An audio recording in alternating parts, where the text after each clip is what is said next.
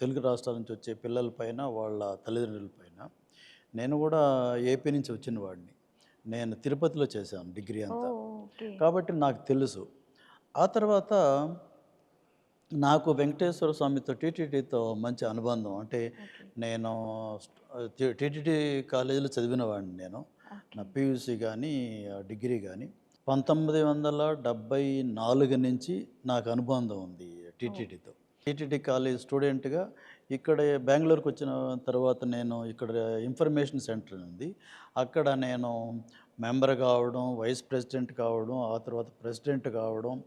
President అయిన తర్వాత తిరుపతిలో ఉన్న రకంగానే ఇక్కడ భజన మందిర్ అనేది ఉంటే దాన్ని నేను ఒక టెంపుల్‌గా కన్వర్ట్ చేసేదానికి అది ఒక ప ప్రాజెక్ట్ లాగా తీసుకొని టీటీడీ వాళ్ళని కన్విన్స్ చేసి మేము అది కూడా చేసాం. ఇక్కడ టెంపుల్ వచ్చింది. ఓహ్! నాకు నైస్. చాలా సంతోషం అది నాకు.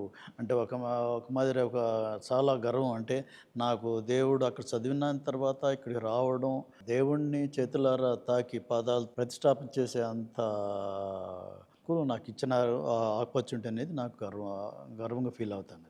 అది ఒక రకంగా.